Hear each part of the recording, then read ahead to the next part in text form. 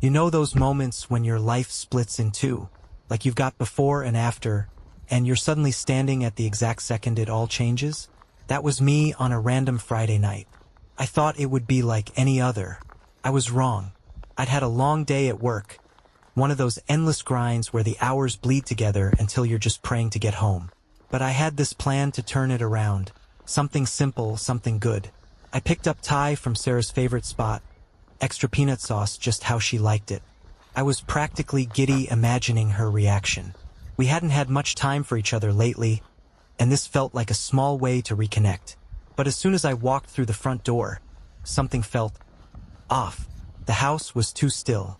Normally, Sarah would be in the living room with music playing or some cooking show blaring in the background.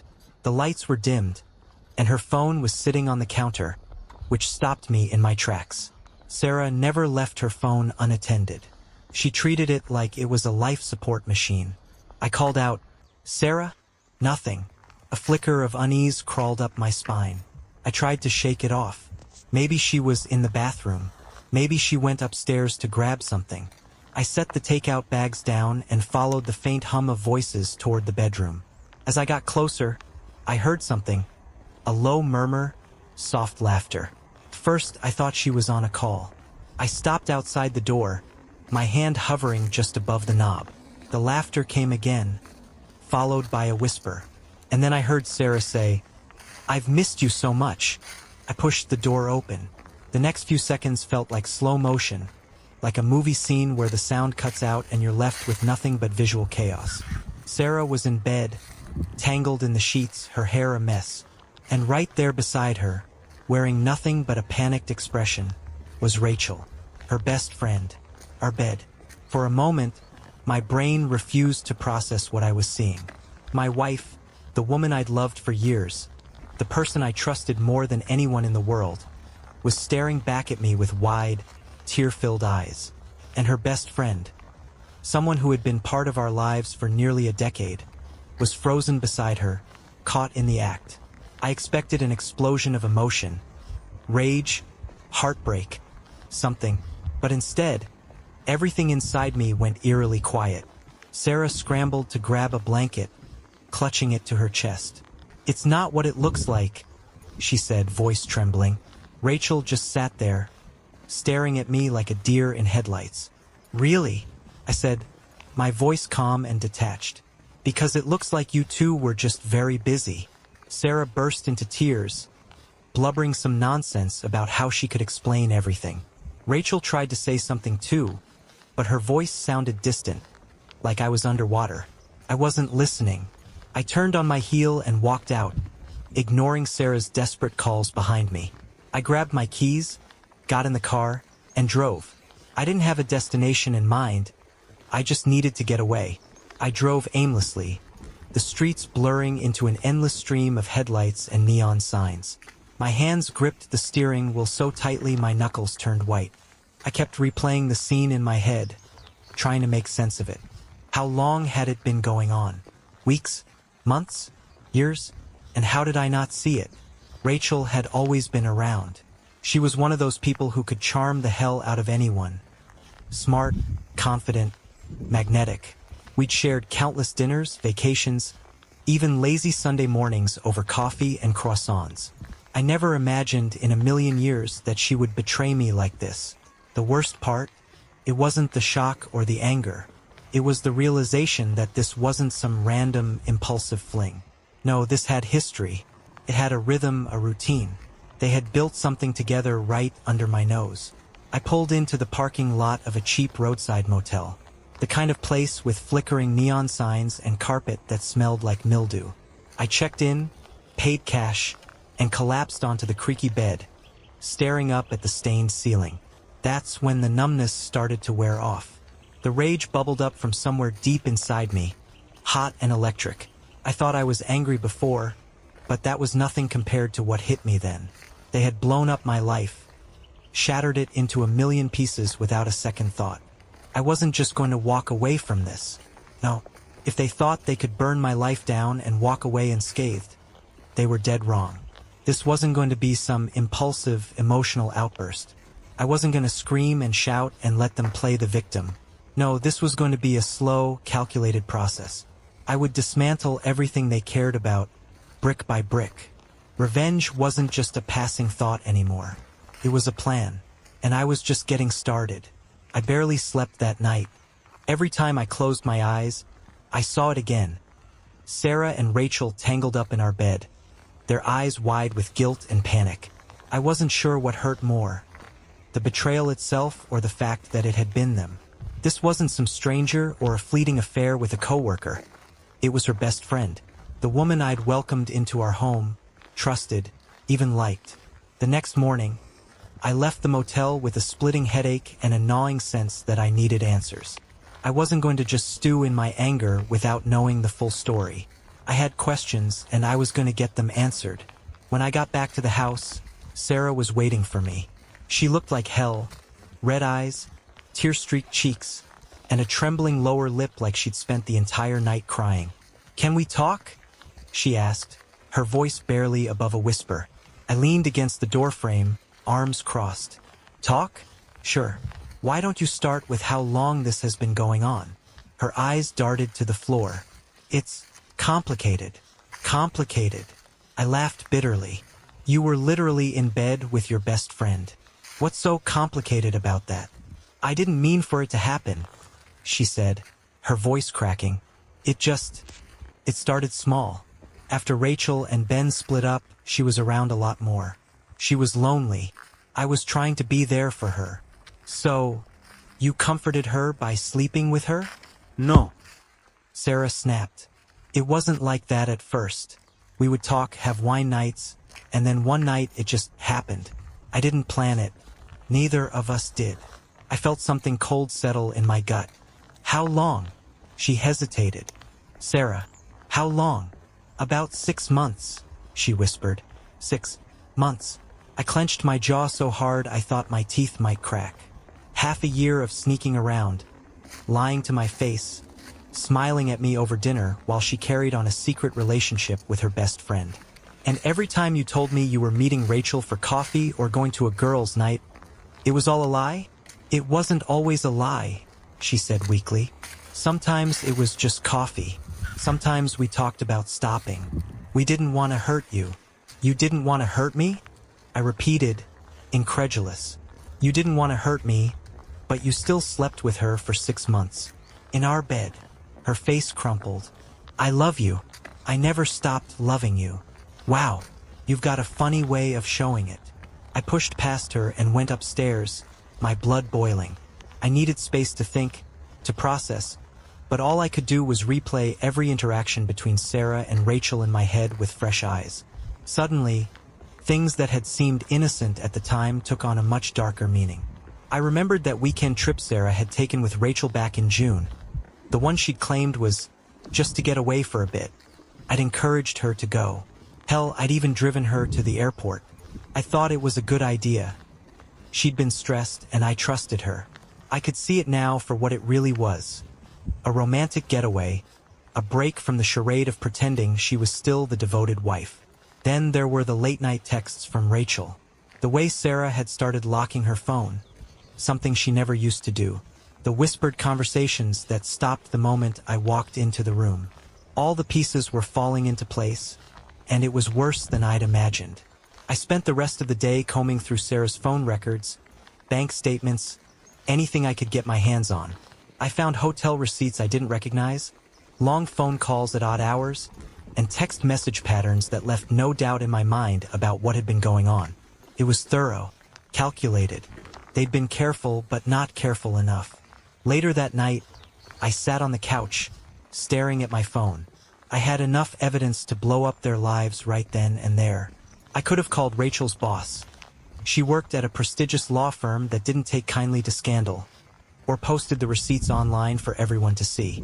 I could have called Sarah's parents, who adored me and would be horrified to learn what she'd done. But none of that felt satisfying enough. If I was going to do this, I wanted it to be personal. I wanted them to feel the same confusion and humiliation I had felt. I wanted them to live with the constant dread that their carefully constructed little world was crumbling around them. I didn't want revenge to be quick. I wanted it to be slow, meticulous. I spent the next few hours sketching out the framework of my plan. I would hit them where it hurt the most, first emotionally, then socially, and finally financially. I wouldn't just ruin their relationship. I'd dismantle everything they had built, step by step. It wouldn't be obvious at first. They wouldn't even realize what was happening until it was too late. And I would be there every step of the way to watch them fall.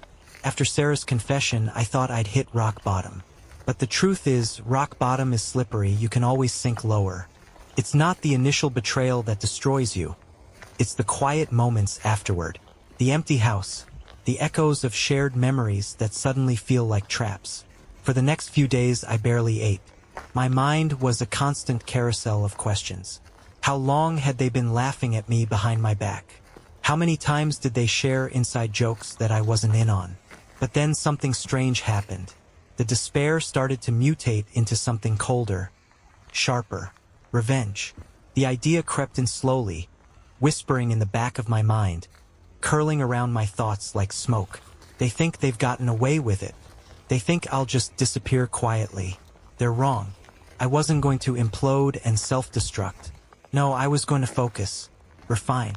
I would unravel their lives as carefully and methodically as they had unraveled mine. I started with a plan. The first step? Create distance and observe. That night, I packed a bag and told Sarah I was going to stay with a friend for a few days to clear my head. She looked relieved. Not sad, not sorry, just relieved. That should have hurt more than it did, but I was already numb. What Sarah didn't realize was that I wasn't leaving for peace of mind. I was leaving to prepare for war. The setup begins. I made a list of everything they cared about. Rachel's job at a prestigious marketing firm, Sarah's reputation at her nonprofit, their carefully curated social circle. I was going to strip all of it away, one layer at a time. First, I needed proof. I still had the video I recorded when I walked in on them, but that was just the tip of the iceberg. I hacked into Sarah's laptop, nothing too complicated since we shared the same passwords, and found months of deleted texts between her and Rachel. I started screen capturing everything.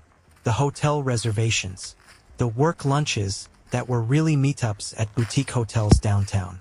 Even the cheesy pet names they used for each other. Once I had a solid folder of evidence, I felt the first real rush of power I'd had in weeks. Step 2 was disruption. I wanted to make them paranoid, unsteady. I started small. Anonymous messages sent to Rachel's work email. Nothing too direct. Just enough to suggest that someone knew what she'd been up to.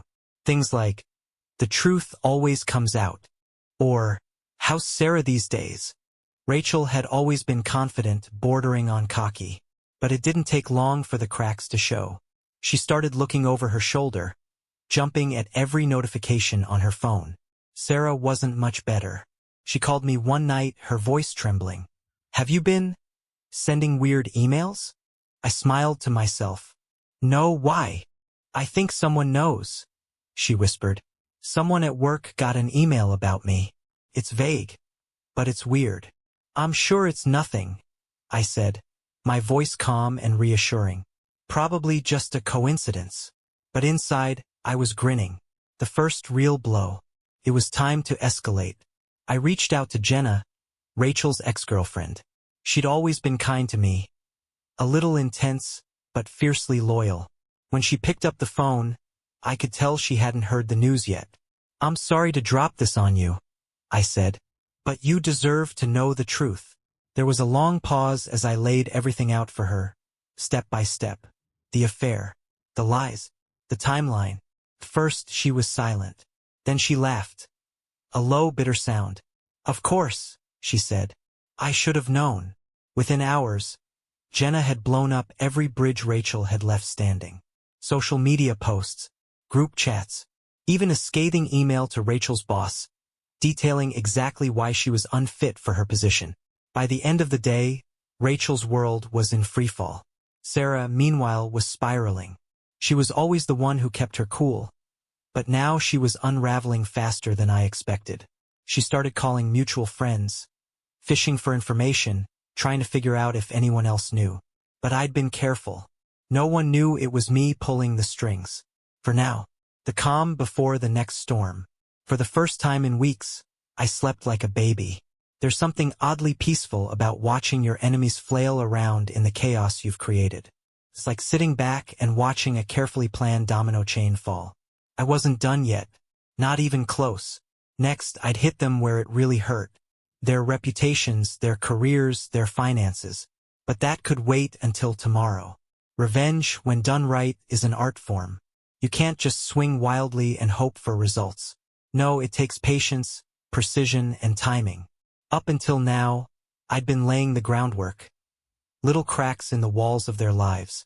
Now it was time to blow the whole thing wide open. I didn't want just to embarrass Sarah and Rachel. I wanted to leave them standing in the wreckage of everything they'd built. Careers, friendships, finances, all of it was fair game. The first target? Rachel's job. She worked at a high-profile marketing firm that prided itself on integrity and professionalism. I figured they'd be interested to know that one of their senior associates had been carrying on a secret affair with a married woman and sending personal emails on the company's time. I made sure my tip was anonymous but credible. I attached just enough screenshots to make it impossible to ignore without giving away my hand completely. A week later, Rachel was put on leave pending an internal investigation. Sarah's turn. Sarah's job at the nonprofit was a bit trickier. It wasn't just a job for her. It was her identity. She'd worked there for years, climbing the ranks and earning the trust of her colleagues. Taking that away wouldn't be easy, but I had a plan. It started with a friendly coffee with one of her coworkers, a woman named Lisa who was notorious for loving office gossip. "So, how's Sarah doing?" I asked casually. She seemed a little distracted lately. Lisa raised an eyebrow. Distracted? How do you mean? I leaned in, lowering my voice like I was sharing a secret. I shouldn't say anything, but I've heard some rumors. Something about her personal life bleeding into work. Lisa's eyes lit up. That was all she needed. By the next morning, the rumor mill was running at full speed. It didn't take long for Ellen, Sarah's boss, to catch wind of it. She called Sarah in for a chat. And from what I heard later, it didn't go well. Social sabotage. With their careers on shaky ground, it was time to dismantle their social lives. This part was almost too easy. I started sending anonymous tips to a few of our mutual friends, hinting that there was more to Sarah and Rachel's friendship than met the eye. Some of them dismissed it at first until I sent visual aids. Screenshots of text messages. Photos from hotel lobbies. Even a few selfies they'd taken together that I'd recovered from Sarah's cloud account. The fallout was swift and brutal. People love a scandal, especially when it involves people they thought they knew. Sarah and Rachel quickly found themselves on the outside looking in. Party invites dried up. Friends stopped returning their calls. Suddenly, their perfect little world didn't feel so perfect anymore. The confrontation. I could have stopped there, but I wasn't done yet. I wanted to see their faces when it all came crashing down. I invited them both to dinner, neutral territory at a fancy restaurant downtown. They arrived separately, looking tense and wary. "Thank you for coming," I said, smiling as I poured myself a glass of wine. Rachel shifted uncomfortably. "What's this about?" "Oh, you'll see," I said, sliding my phone across the table. "Go ahead. Take a look." Sarah picked up the phone, her face turning pale as she scrolled through the screenshots. You were spying on us?" "Spying?" I laughed. "No, I was gathering evidence." "Big difference." Rachel slammed the phone down. "You're insane." "Insane?" I leaned back in my chair. "No. What's insane is thinking you could betray me and walk away without consequences." Sarah's eyes filled with tears. "We didn't mean for it to go this far." "But it did," I said coldly. "And now you get to live with the consequences." I stood up, tossing a few bills on the table to cover the wine. "Enjoy the rest of your evening." I walked out, leaving them sitting there in stunned silence.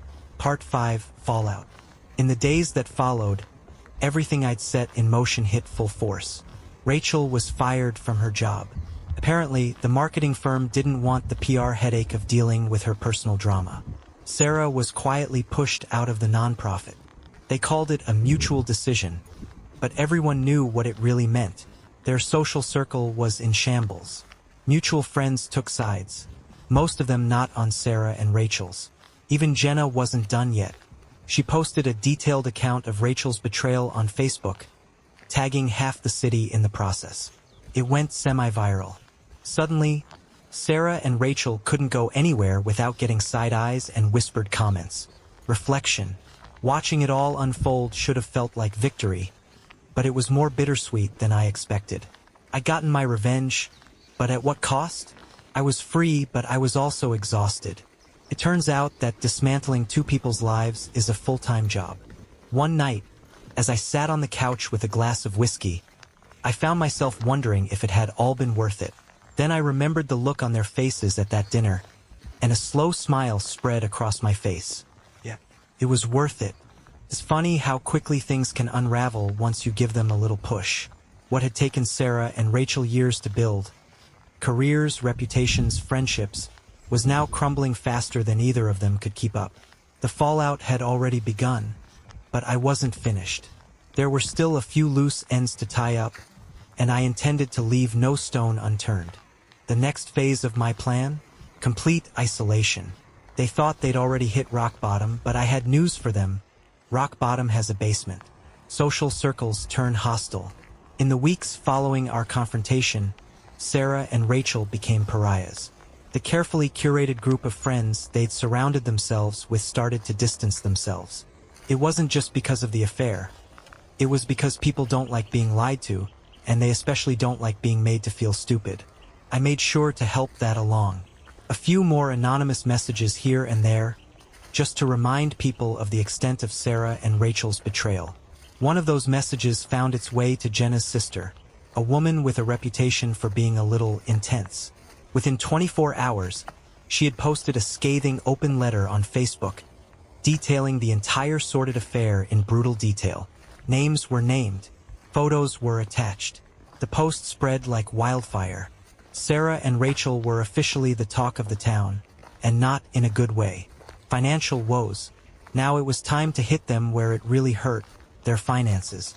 Rachel, now unemployed and facing mounting bills, had no choice but to dip into her savings. Unfortunately for her, that savings was tied up in a joint account with Jenna, an account that Jenna had conveniently emptied the day after their breakup. Sarah wasn't much better off. Losing her job at the nonprofit meant she had to scramble for something new, but word spreads fast in our community. No one was eager to hire someone with a reputation for personal drama and poor judgment. I watched from the sidelines as they both struggled to stay afloat, drowning in the mess they had created. Paranoia sets in. The best part of revenge isn't the destruction itself. It's watching your enemies self-destruct. By this point, Sarah and Rachel were both spiraling. The anonymous notes and emails I'd been sending had done their job. They were constantly looking over their shoulders, wondering who was out to get them. They started accusing each other. Sarah suspected Rachel of leaking their secret to Jenna. Rachel, in turn, accused Sarah of being careless. Their once solid partnership began to crack under the pressure. One night, I got a text from an unknown number. "I know it's you." I laughed out loud. A final push. With everything falling apart, I decided it was time for the final blow. Sarah had always cared deeply about her reputation. Even in the midst of the chaos, she was clinging to the hope that she could rebuild her life. But I wasn't about to let that happen. I sent one last email, this time to her parents. It was short and to the point. I didn't include any details, just a simple message. You should ask Sarah why she lost her job. The fallout was immediate. Her mom called within hours, demanding answers. I can only imagine how that conversation went, but judging by the series of frantic texts I received from Sarah afterward, it didn't go well. The breaking point. A few days later, I got a message from one of our mutual friends. "Hey," it read, "I don't know if you've heard, but Sarah and Rachel aren't talking anymore. They had a huge fight. It got ugly." I leaned back in my chair, a satisfied smile spreading across my face. I'd done it. Everything they had was gone: careers, friendships, trust in each other. They were truly and completely alone. Destruction, when done right, is an art. You can't stop after a little damage and call it a day. No, you have to see it through until the very end, until there's nothing left but ashes and regret. Sarah and Rachel were already teetering on the edge. Careers gone, friends lost, money slipping through their fingers like sand. But I wasn't satisfied. Not yet. I didn't just want them suffering. I wanted them broken. I wanted them looking over their shoulders for the rest of their lives, haunted by the ruins I'd left in my wake. It was time for the final blow, the one they'd never see coming, setting the trap. I knew Sarah's weakness: control. She hated being out of control, hated chaos, hated surprises. Throughout our marriage, she was the planner, the organizer, the one who always had everything figured out. So, naturally, I decided to take that control away from her, permanently. It started with something small.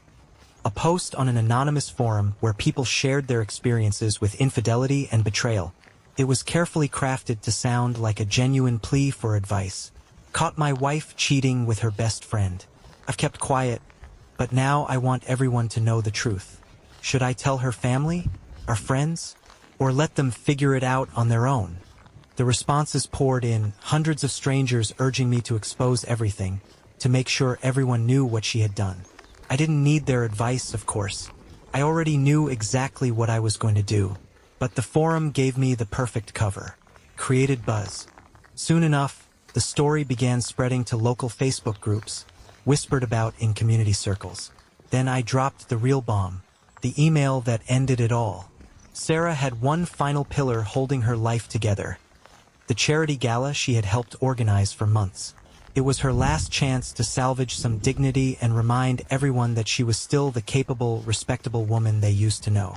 A week before the event, I sent an email to every major donor, every board member, and every guest on the gala's list.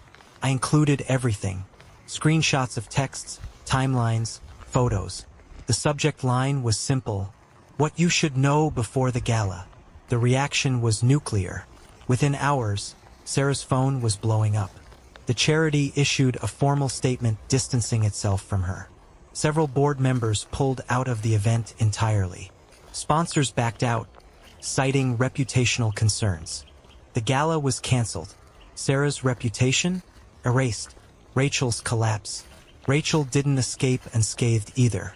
While Sarah had been desperately trying to patch up her public image, Rachel was busy burning bridges with what few people remained in her corner. Remember the marketing firm that put her on leave? I made sure to send them a follow-up email. This time, I attached some particularly damning photos of her sneaking into hotels with Sarah during what she had claimed were client meetings. Her termination letter came 3 days later. No severance. No references. No sympathy. With her career in shambles, Rachel was forced to sell her apartment. She moved in with a distant cousin who, from what I heard, wasn't exactly thrilled to have her around. The final confrontation. You'd think they would have learned their lesson by now. But no, Sarah had one last act of desperation in her. It was a rainy Sunday night when she showed up at my door, soaked to the bone, mascara running down her cheeks. "Please," she said, her voice trembling. "We need to talk." I stared at her for a moment, then stepped aside to let her in. She stood in the living room, hugging herself as if that could protect her from what was coming. "I know you've been behind all of this," she said. "Behind what?" I asked, playing dumb. "The emails, the messages, the everything. I know it's you." I leaned against the wall, arms crossed. "And if it is?" Her eyes filled with tears. "You've destroyed my life. Why couldn't we just move on?" "Move on," I said, my voice sharp. "You blew up our marriage. You betrayed me. And now you want to move on." I shook my head. No, Sarah. Actions have consequences. You don't get to walk away unscathed. She sank onto the couch, sobbing. "I made a mistake. I was stupid, but I didn't deserve all this." For a brief second, I felt something stir in my chest. Pity, maybe, but it passed quickly, replaced by the cold satisfaction I'd carried for weeks. "Deserve," I said, stepping closer. "Deserve has nothing to do with it. This isn't about what you deserve. It's about what you did." She looked up at me, her face a mask of despair. What happens now? I smiled. Now? You live with it. Every day. You wake up knowing that you made your bed, and now you have to lie in it. I walked to the door and opened it. We're done here. For a moment, she just sat there, staring at me. Then, slowly, she stood up and walked out into the rain. The aftermath. In the days that followed, I watched from a distance as Sarah and Rachel tried to pick up the pieces of their shattered lives. They never recovered. Rachel eventually moved out of town, disappearing into obscurity. Sarah stayed, but she was a ghost of her former self. Isolated, mistrusted, and always looking over her shoulder. As for me, I finally felt free. Revenge didn't erase the pain, but it gave me something better. Closure. I walked away with my head held high, knowing that I had taken back control. And honestly, felt damn good. By now, Sarah and Rachel had nothing left but scraps. Their careers were gone, their reputations destroyed, and their social lives? Non-existent. They were two broken souls, hanging by a thread. Most people would stop here, call it a victory, and move on. But not me. Not yet. I had one last move to make. One final nail in the coffin. This wasn't just about punishment anymore. This was about ensuring they could never rebuild. The leverage. Sarah and Rachel had secrets. Deep, dark ones that even I hadn't fully explored. But over the weeks, as I collected every piece of dirt I could find, I stumbled onto something truly delicious. Rachel had been embezzling funds from a side project she ran with a few business partners. Nothing huge, just a little here, a little there, but over the course of a year it added up to a sizable amount. And Sarah? She'd falsified a couple of tax returns for her nonprofit to cover some creative budgeting. Small details that could be explained away under normal circumstances. But when exposed in the right light, they looked a hell of a lot worse. This was my ace in the hole. I waited until things had settled just enough for them to start hoping they could rebuild. Sarah had even applied for a job at a new nonprofit. Rachel was talking about freelancing. That's when I struck. The anonymous package. One crisp Tuesday morning, Sarah's new potential employer received a manila envelope marked confidential. Inside was a neatly compiled dossier, detailing her questionable financial decisions and including supporting documents. The kind that didn't leave much room for doubt. Rachel's business partners received a similar package, complete with bank statements and transaction records. The fallout was immediate and catastrophic. Sarah's job offer was rescinded within hours.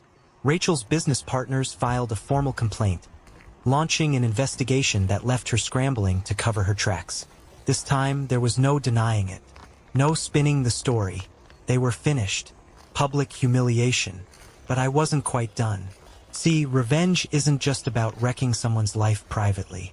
The best revenge has a public element. A final flourish that ensures everyone knows exactly who they're dealing with. I sent one last email to the local newspaper's tips line, attaching a sanitized version of the evidence. Nothing defamatory, just a nice little exposé titled, "From Power Players to Pariahs, the Fall of Two Former Community Leaders." The story blew up. It was shared on social media, discussed in local forums, and even made it onto a local talk radio show. Sarah and Rachel couldn't go to the grocery store without people whispering behind their backs. Their humiliation was complete. The aftermath. Rachel packed up and left town a week later. She didn't even say goodbye to anyone, just disappeared. Sarah tried to stick it out, but her world had become a prison. Every conversation, every passing glance, was a reminder of what she'd lost. Eventually, she moved back in with her parents, retreating into the shadows, a far cry from the confident, powerful woman she'd once been. And me, I was free. For the first time in months, I felt light, clean. I wasn't the man I'd been before this started. I was colder, sharper, but I'd survived. More than that, I'd won. It's funny how life reshapes itself after chaos. After all the destruction, all the carefully executed moves and final blows, I expected to feel empty, like I had spent every ounce of energy on my revenge, and there would be nothing left of me when the dust settled. But that's not what happened. The truth is, the end wasn't an explosion. It was quiet, peaceful, even like standing on the edge of a battlefield, surveying the wreckage and realizing that, for the first time in months, I was the only one left standing. I wasn't just surviving. I was winning. The quiet aftermath. Sarah and Rachel became nothing more than whispers in the background of my life. The town moved on without them. Their names were brought up occasionally, usually in hushed tones at dinner parties or as a punchline in someone's story about workplace drama. Rachel vanished completely. From what I heard, she had fled to some mid-sized city far away, trying to rebuild a life with what little dignity she had left. Last I checked, her social media was locked down, but her once bubbly presence was gone, replaced with bland, generic posts about new beginnings and life lessons. Sarah stayed in town a little longer, though her life was a pale imitation of what it once was. She was living with her parents, trying to piece together a new career while quietly pretending everything was fine. But nothing was fine. Every time she stepped outside, she faced the quiet judgment of people who had read the stories, who knew the whispers, who remembered. She'd become a ghost of herself. And honestly, that felt right. My new life. The strangest part was how easily everything fell into place for me once I let go of the anger. I started taking care of myself in ways I hadn't for years. Physically, emotionally, socially. I got back into running, something I hadn't done since our first year of marriage. I reconnected with friends I'd drifted away from. I spent time with my family, time I hadn't realized I'd been missing while I was caught up in the madness. For a while, I told myself I'd never trust anyone again. That love was a trap, a ticking time bomb waiting to go off. But life has a funny way of surprising you when you least expect it. About 6 months after everything ended, I met someone. Her name was Emma. She wasn't flashy or over the top, but she had this calm energy that drew me in right away. She was steady, grounded, everything that Sarah wasn't. First, I was cautious. I wasn't ready to dive back into anything serious. But Emma had a way of quietly slipping into my life, piece by piece, until one day I woke up and realized I was smiling just because she was there. A chance encounter.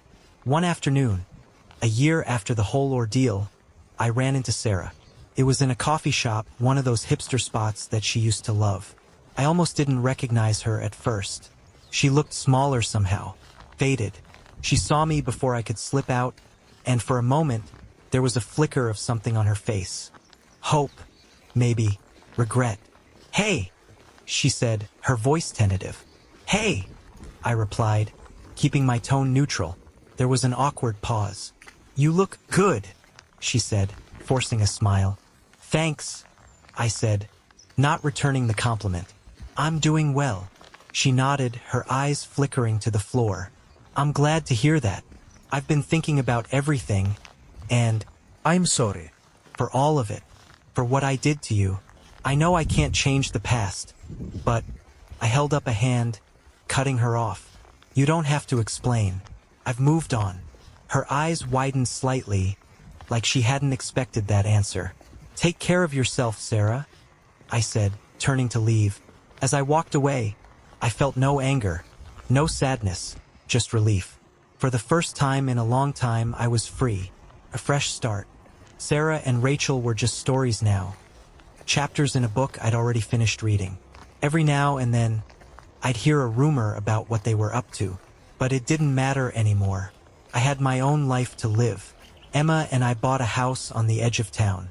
It wasn't fancy, but it was ours. We spent weekends fixing it up, turning it into something new. Something that had no ghosts, no bad memories. One night, sitting on our porch, Emma leaned into me and said, "You seem so calm lately, like truly happy. What changed?" I smiled. I finally let go of something I should have let go of a long time ago. And it was true. The thing about revenge is that it feels like it will define you forever. But it doesn't. Not really. It's just a chapter. A messy, complicated chapter that ends the way it was always supposed to. And after that, you get to write something new.